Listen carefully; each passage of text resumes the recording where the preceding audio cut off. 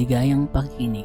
Ang talakayan ay patungkol sa makadiwang pag-aaral na ukol sa espiritual at pambihirang karanasan ni Ginoong Billy Edward Albert Meier. Paalala, ang lahat ng inyong maririnig ay base lamang sa naunawaan ng bawat nagbabahagi. Ito po ay maaaring may pagkukulang na maaaring mapunan sa susunod na pag-uusap. Sikapin po nating pagmuni-munihan ang bawat salitang ibinabahagi. Salome. Magandang gabi, Salome sa ating lahat. So, welcome sa panibagong pag-aaral na makadiwang turo ayon sa Creational Energy Teaching. So, ngayong araw ang ating babasahin sa libro ni Ginoong Billy Meier sa librong The Way to Live o The Arts to Live In. Page 2. The 7 steps of education. The happenings of the world depend on the thoughts. First, as the first step, the human being must search for and find truth, and out of that, learn and widen the knowledge. The second step, the human being must correct his or her thoughts using control and direct them to the truth of his or her attained knowledge. As the third step, the human being must create his or her inner harmony by means of his or her knowledge and by means of his or her thoughts. As the fourth step, the human being must proceeding out of his or her inner harmony, correct or order form and harmonize his her own personality. As the fifth step, the human being must correct, order form and harmonize his or her direct surrounding in his her family life and life with his or her relatives. The sixth step, as a sixth step, the human being must correct, order form and harmonize his or her closer environment of the friends, comrades, and acquaintances. As the seventh step, the human being is then capable of correcting, ordering, forming, harmonizing, and leading a group of human beings, the mass of humanity, the country, and the world in a form which is wise, which is fair to the human being, and which is creational, natural law based. So, this is the first stanza of The Way to Live. So, nabe-breakdown ito sa 7 steps o hakbang patungkol sa edukasyon. So, ating hihimayin ang unang hakbang. So, sabi dito, ang unang hakbang ng edukasyon na ang tao ay kailangan niyang tumuklas o maghanap kung ano ang totoo o ano ang katotohanan. At kapag nakita niya ito o natuklasan niya ito, kailangan niyang palawakin ang kanyang kaalaman at matuto siya nito. So, ano nga ba ang katotohanan? So, isang malawak na diskusyon ng katotohanan sapagkat maraming magsasabi na mayroon daw silang hawak na katotohanan. Yung iba naman nagsasabi na ang katotohanan ay nakasulat lamang sa mga libro o tinatawag na Holy Scriptures tulad ng Biblia, Quran, Bhagavad Gita o mga sutras ng mga Budismo. Ngunit ito ba ay katotohanan? So, para sa aking unawa at sa aking pagtuklas, ang katotohanan ay nasa naturalesa, nasa universo. Walang nagmamay-ari nito si kahit sino pa man. Walang pilosopo, walang manunulat na may hawak ng totoong katotohanan sapagkat ang katotohanan ay malaya. It's free. Nandyan lang sa ating naturalesa. Ngunit marami ding mga magagaling na pantas o pilosopo na nakapagsulat ng kanilang obserbasyon patungkol sa katotohanan. Nandiyan ang mga filosofiya tulad nila Aristotle, Socrates, ganun. At yung may iba-ibang mga propeta tulad ni Emmanuel, Muhammad, Billy Meier, at kung sino pa. Kaya lang, the problem, yung mga naisulat ng mga iba, nabanggit kong ibang propeta, is hindi na natin mabe-verify kung ito ay totoo pa dahil sa haba ng panahon marahil na falsified na ito. Kaya nga gumawa sila ng iba't ibang katuruan patungkol dito. Kaya nga sa panibago bilang isang mag-aaral, kailangan nating maghanap ng ano ba ang katotohanan. At sa makikita lamang natin ang katotohanan kung ating mabuting mag-observe o meron tayong tinatawag na pure observation of nature, 'di ba? O naturalesa. Ganun din ang tinatawag na physica, study of physics, in the root word in Greek, study of nature, 'di ba? So may tinatawag tayong physics. So ganun din sa mga iba't ibang field of sciences. So may mga katotohanan doon dahil pinag-aaralan nila ang naturalesa. So ganun din tayo bilang isang tao, kailangan nating maghanap at palawakin natin ang ating kalaman patungkol sa katotohanan dahil ito yung magiging gabay natin sa ating buhay. That's our guide kung paano ba natin talaga mamuhay bilang isang tao. So dapat ang ating mga prinsipyo o principles in life nakabase ito sa naturalesa, sa katalagahan o creational laws na tinatawag.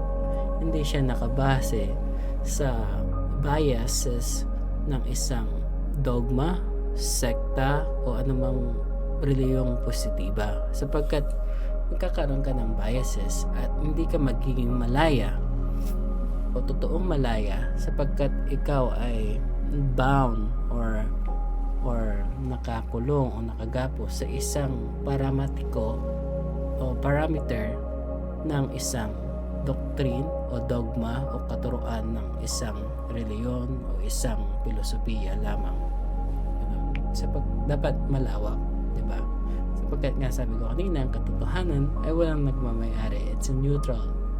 Ito ay hindi nababago. Hindi nababago ang esensya, di ba? Panghabang panahon. Simula pa noon, ang katotohanan ay mayroon na mula pa ng likhang ating universo. So, pangalawang hakbang, ang tao ay kailangan niyang itama ang kanyang pag-iisip at matuto siyang i-control, sabi niya dito, o i-control o panghawakan and direct them to the truth, at kanyang iugnay ito sa katotohanan upang makamit niya ang totoong kaalaman. Yeah. So, in English, the human being must correct his or her thoughts using control and direct them to the truth of his or her attained knowledge. So, kaya sabi ko kanina, kailangan natin i-directa yung ating pag-iisip o paghahanap sa katotohanan sa pag-observe ng naturalesa kung ano ang nature.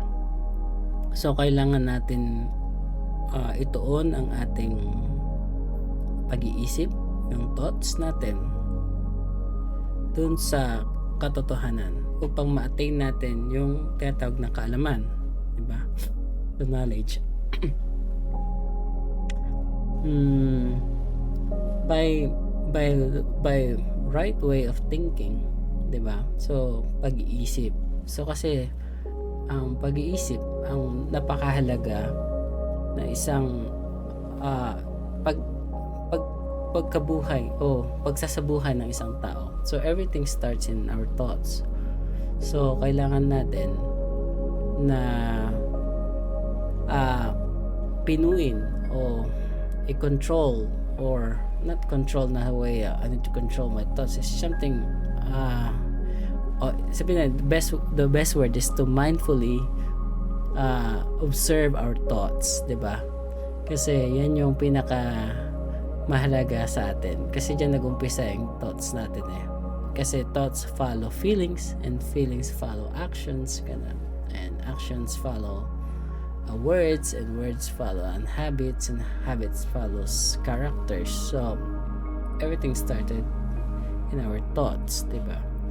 So kailangan natin, kapag ang ating nakatuon ng ating isip sa naturalesa, sa katotohanan ng laws of nature o creational laws, diba? So we will attain knowledge from it, diba? By copying or mimicking nature, di ba? Doon lang naman tayo nagkakamali. Although sabihin na nagkakamali o mayroon tayong kamangmangan because we fail to observe nature, di ba?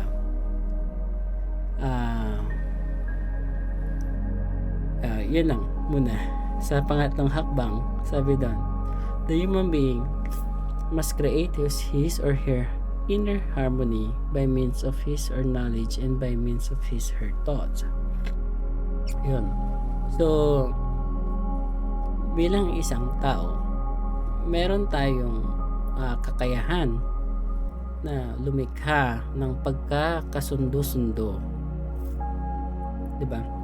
Yung tinatawag na inner harmony, so pagkakasundo-sundo sa ating sarili. So dapat hindi conflicting yung nature sa'yo, because ikaw ay parte rin ng naturalesa, diba? So you must live according to the will of nature, diba? Kasi naturalesa yan so you should not alter it, o wag mo siyang ang tawag dito, go against nature. Kasi once we go against nature, it's painful, to be honest. That's why people suffer from pain, hinanakit, mga negative feelings, stuff like that, because they go against nature. Although it's naturalesa, kasi it's part of our learning also. So but the thing is, kaya tayo nagkakaroon ng parang reaction, because nature itself has its laws of causality o action and reaction, diba? So there's always thing na nag-exist sa universo, yung tinatawag na causality o action and reaction, o galaw o ganting galaw, so that we maintain the course of nature, diba? So once we violate the laws of nature, there's always reaction. So there's always a negative way, or negative things that will happen to us. But of course, that negative things, it recoil and bring back a positivity that moves us as a human being. So as our duty, meron tayong kakayahan na create that inner harmony sa ating sarili, di ba? Kaya nga maganda na may alam tayo, makaalam tayo kung ano nga ba yung tinatawag na naturalesa, di ba? O knowledge about the truth, di ba? Yun. The fourth step o ikaapat na hakbang, the human being must proceeding out of his or her inner harmony, correct, order, form, and harmonize his her own personality. So this is very important to everybody, diba? Yung to create harmony o pagkakasundo-sundo. So actually our body, it should work and harmonize nature. Dapat may pagkakasundo-sundo yan. Like for example, yung movements natin, 'di ba? It started lahat, even sa brain function, muscle, nerve, ano natin sa nervous, sa mga iba't ibang system ng ating katawan, they work in harmony. So like for example, if something happening in our body, like my viruses or something like that, 'di ba? In our body, nagkakasundo sila to fight that virus, 'di ba? Kaya nagkakaroon ka ng sakit, 'di ba? Because our body is capable for healing and repairing our cells, tissues na damage ganun, or etc etc, whatever. Although nagkaroon ka ng sugat ganun, our body, it's harmonized way to heal our body. So it's capable siya doon. Ganun not only physical, ganun din dapat sa the way how we think as a human being, 'di ba? So dapat yung thoughts natin, kasi is very important, dapat harmonize siya o may kapag kakasundo siya sa buong pagkatao mo, 'di ba? And if something that is not, it's disharmony, 'di ba? Meron siyang hindi pagkakasundo, we're capable to correct that. Yeah. So kailangan natin siyang i-ayon kung ano ba yung harmonic ng body natin. That's why sometimes we need some rest. Hindi lang tayo dapat nagtatrabaho, pagurin natin ang ating sarili, and then we neglect our psyche, we neglect our physical body, and so on and so forth. And then eventually the body reacts, 'di ba? So magkakaroon ka ng fatigue, and then it goes na magkakasakit ka na, at nawalan ka ng harmony, 'di ba? So yun lang, we need to create some harmonic balance, kasi ganun din, harmony means pagkakasundo-sundo, mayroong balance ganun sa ating sarili.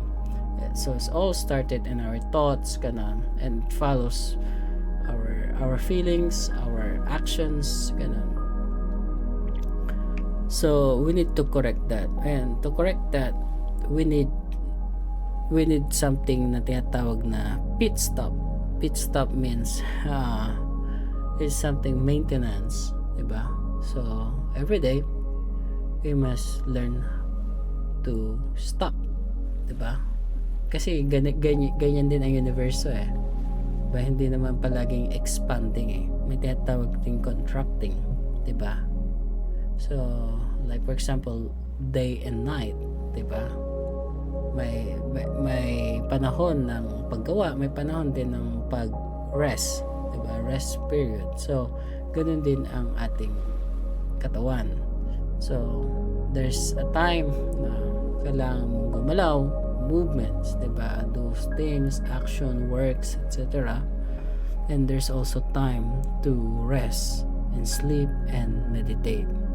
Once you go against that, you against the natural order or harmony of yourself, of the universe, and there will be consequences na tinatawag na law of causality o galaw at ganting galaw. So ikalimang hakbang, the human being must correct, order, form, and harmonize his or her direct surrounding in his or her family life with his or her relatives. So sa ikalimang hakbang, so kung natutunan natin na i-harmonize o mayroong pagkakasundo sa ating sarili, kasi doon nag-umpisa lahat umpisa muna sa ating sarili. Kapag natutunan nating magkaroon ng inner balance, harmony, or peace sa ating sarili, and then of course it affects our surroundings, 'di ba? Our immediate family, like our partner, our kids, our brothers and sisters na they live close to us, 'di ba? Or our colleagues, our relatives, our ganun. Kasi once na meron kang pagkakasundo sa iyong sarili, 'di ba? You learn how to balance yourself, You learn mindfully, sometimes control yourself, ganun, mindfully control or mindfully observe yourself. And then it will start na magkakaroon ka ng balanse rin o harmonya sa mga taong nakapaligid sa'yo. So we need to learn the correct or order form how to harmonize our family, kasi sila din ay extension of ourself, extension siya ng ating sarili. So that's the nature itself, diba? Like in the jungle, diba, although trees, plants, diba, meron silang kanya-kanyang role, but they work not towards the way of creation on natural laws. And then of course meron silang natural habitat, meron silang natural and harmonious way of life sa jungle, diba? Ganun din mga animals sa paligid nila. So they only get what they need. They only yun nga, meron silang cycle, I don't know in biology, but cycle habitat, sabi nila natin, na merong harmony and balance. So as a human being, dapat matutunan din natin, kasi we know that we are our evolution are more advanced compared to the lower form of level of consciousness like the plant and animal kingdom, diba? So as a human being, because we are so complex, napoforget natin to create the harmony in our surroundings, and we just dominate each other, diba?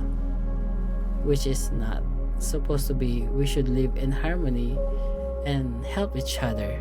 Hindi tawag nilang live and help live, diba? Well, of course it all started from yourself, sa sarili mo muna, and then to your immediate family or immediate surrounding. Yeah. Punta tayo sa ika-6 na hakbang. The human being must correct, order, form, and harmonize his or her closer environment of the friends, comrades, and acquaintances. So ito yung ika-6.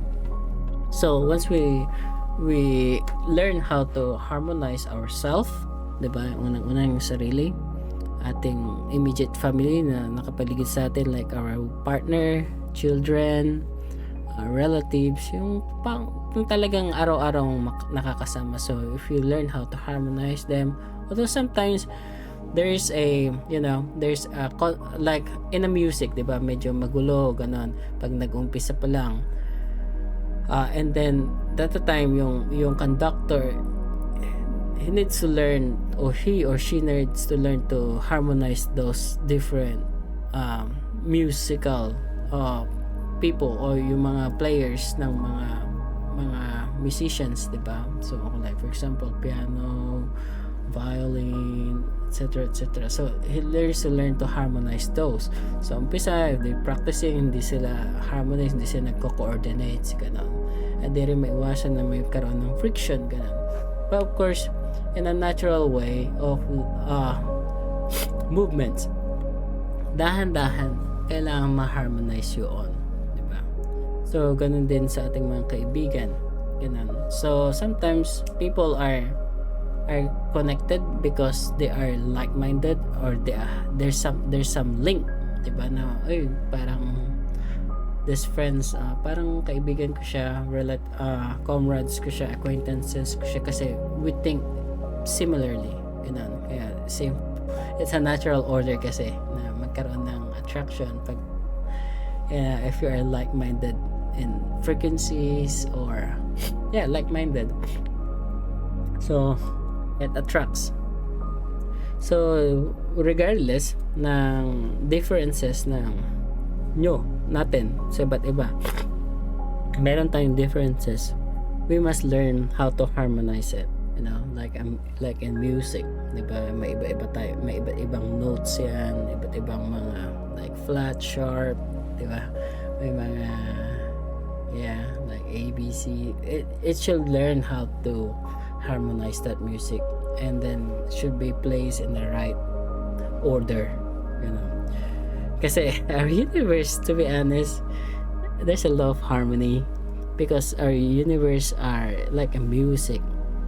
Kahit maraming negative na kaganapan or disorder, it will eventually become order, di ba? So that's the beauty of it. Just like the creation, di ba? The Big Bang. So sometimes we think it's disorder, but eventually there's an order. Diba? There's a system, there's an order of the universe that it creates the universe beautifully and harmoniously or connected talaga sila. So I don't know, if you really learn how to observe nature or the universe and stuff like that, they had the correct order, diba? So we need to learn that, or else there's always a counter effect o counterbalances na nangyayari. So maraming negative things so that to bring back the positive things. Ganun. Seventh step, kapitong hakbang. The human being is then capable of correcting, ordering, forming, harmonizing, and leading a group of human beings. The mass of humanity, the country, and the world in a form in which is wise, in which is fair for the human being, in which is creational, natural law based. Yun. So dahil lahat tayo ay magkakaugnay-ugnay, 'di ba? As a human being, magkakaugnay tayo. Hindi lang bilang isang tao, but lahat ng nilalang being. So it need to be kailangan natin it correct, 'di ba? It must be in correct order and forming and harmonizing that group or country of human being or mass of humanity. So there's a really big role na ito, di ba? So like our world leaders na tinatawag natin, I don't want to go to the politics or politricks of human being kasi they don't really understand the real essence of politics, diba? Which is supposed to be in step 7. Supposed to be human beings need to respect each individuality ng mga tao at yung pagkakaiba-iba nila, diba? And then they need to understand na bawat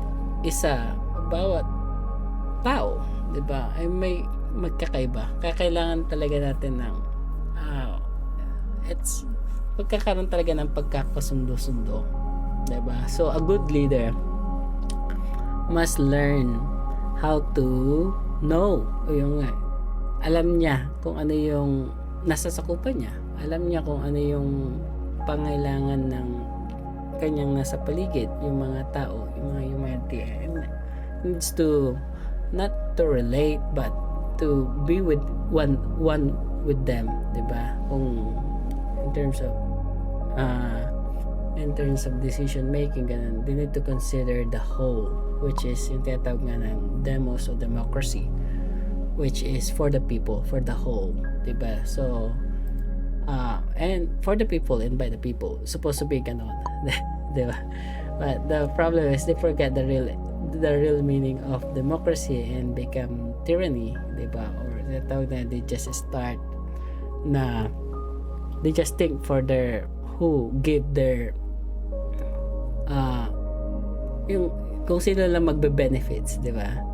So dapat like for example, according to the recommendation, if there's one person na nag-against and nag-oppose, they should put it aside until unanimous yung decision, diba? And then they can legislate a laws or policy for the people that should be representative by the whole people, diba? Ng bawat sekta or bawat sector ng lipunan. So, ganun din ang dapat a good leadership learns the 7 step. So, of course, we need to choose a leader that really capable and balanced to correct him or herself, 'di ba? Meron siyang magandang harmony, sa sarili niya, of course. Wala siya dapat biases, not even religion. So dapat wala siyang reliyon na pinapanigan. Wala siya talaga religion or something, kasi once you had a religion, you had already a biases against other religion. So number one requirements, you need to harmonize yourself first, and should be in the force of nature, or sa way of nature, di ba? Nature's way. So, and second, dapat, of course, kapag balance yung psyche niya, balance siya. So, of course, hopefully, we expected na balance din yung family niya. Hindi lang yung nakikita lang sa image or something like, but in real thing na he or she can handle both. Her family, ganun. Meron siyang time din sa mga anak niya, ganun. Hindi lang sa, sa work. But he found the harmony and balance din sa kanyang immediate family. And ganun sa kaibigan. Ganun. So that he's capable to harmonize the whole masses, diba? Like country or groups or a nation, ganun. So that maganda yung pamamalakad, maganda yung pakikitungo ng isang leader sa kanyang nasasakupan na constituents, ganun. And everything should be based on natural or creational natural law, ganun. So it must be a requirement to understand the law of nature, diba? Mag-aral siya ng batas ng naturalesa, the order of the universe, ganun. You don't need a PhD, to be honest, to understand the law of nature. Just simply meditate, observe, purely observe. Alisin natin yung biases natin, alisin natin yung mga inilagay na label sa atin, like for example yung education mo or yung cultural background mo, ganun. I'm not saying na itapon mo lahat yun. I'm just saying na you just put aside your own personal thing and then let observe what nature's way, diba?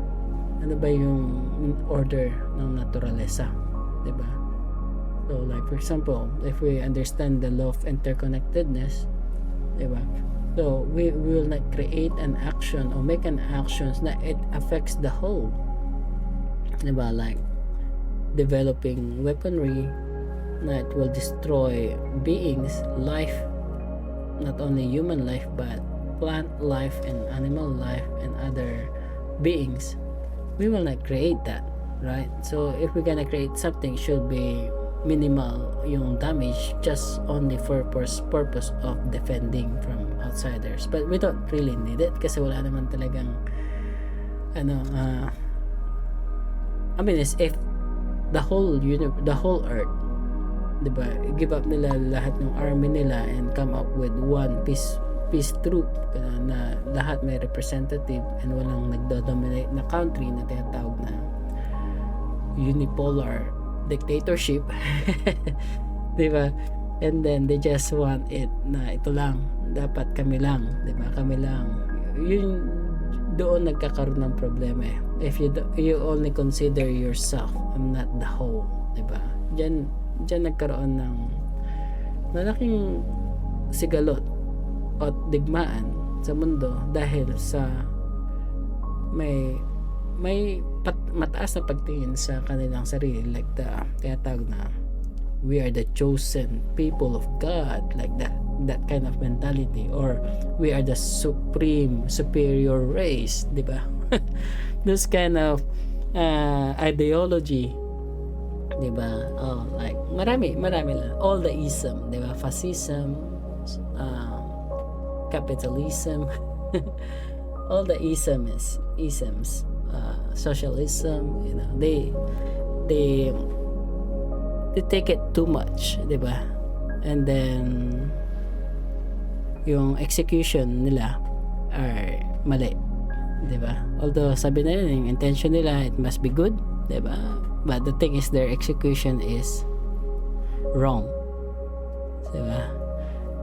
And then it affects a lot of people, yeah. So And it causes a lot of death too, di ba? Gaya ng nangyayari ngayon sa mundo, na because they think that they are the only one, they're the best, they're the better, ganun. Higit sila sa ibang tao, higit sila sa ibang lahi, and that's what they did. They just kill each other. So that's the insanity of human being, because they forget to learn the lessons from nature. Yeah. So eventually, maybe when people realize the true force of nature, the true nature, true laws of nature, and essence of its laws, ganun, eventually we will live in peace and harmony. But that's long years pa. That's why we need this kind of study group. We need this kind of free community, di ba, na hindi siya natatali o nakabase lamang sa iisang dogma, di ba, o isang reliyon, ganun. So yun lang. Sana matutunan natin magkaroon ng harmony sa ating sarili muna, di ba? Learn to balance everything. If something that you think it's too much, diba? Too much ka na sa trabaho mo, too much ka na rin sa paghahanap ng salapi, diba? Too much na for everything, too much ka na sa pag-aaral, everything is too much is not good, diba? It should be balance. Kapag pagod ka, listen to your body and then sleep, diba? If you are maraming sa isip mo, maraming gumugulo sa isip mo, kasi napakahalaga nating pagmasdan. Kapag maraming gumugulo sa isip mo, then let's just stop thinking, meditate, diba? Pause, ganun, take a breath, long breath, diba? Inhale, exhale ka, diba? That's the way of nature. If something happened to your own family, just reach out to them, diba? Or something like,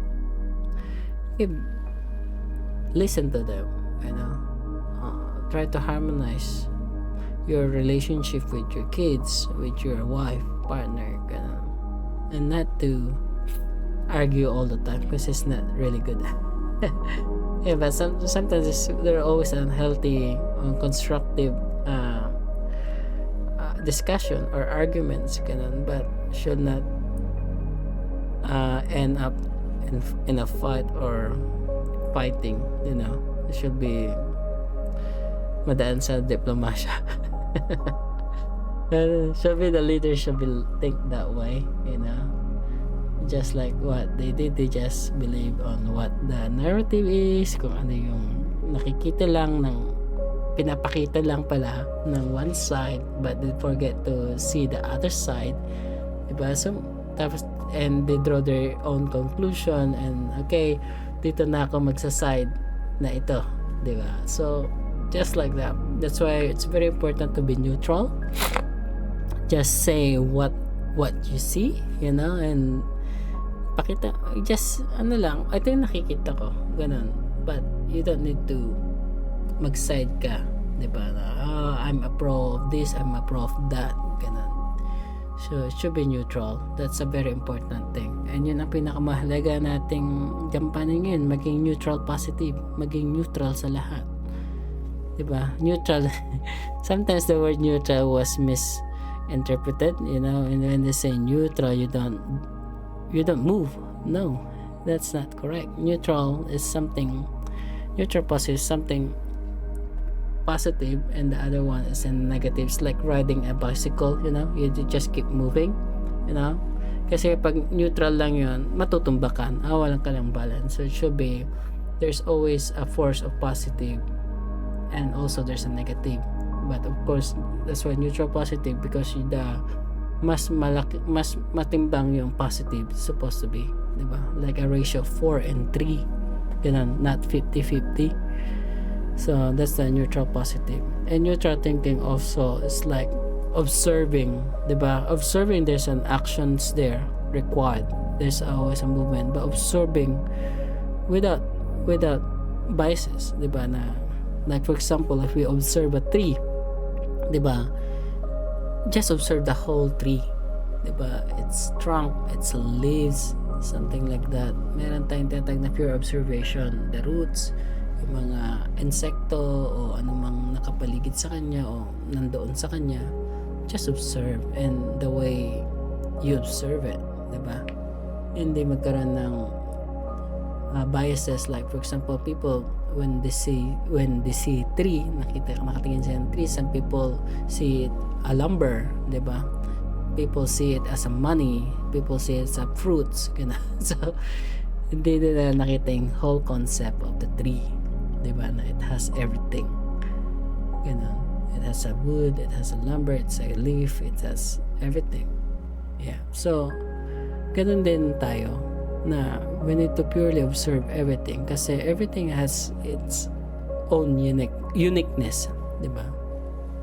So if we fail to see that, and then we fail to observe, 'di ba? And we just let our memory or our biases distorts the reality, 'di ba?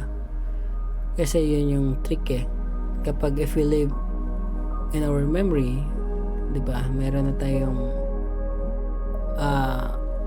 parang cognitive dissonance or cognitive biases sa nakikita natin sa law of nature, for example. Because law of nature is very should look at and very purely observational dapat tayo. Hindi dapat magkaroon ng biases when we look at nature. Ganun. So, yun lang.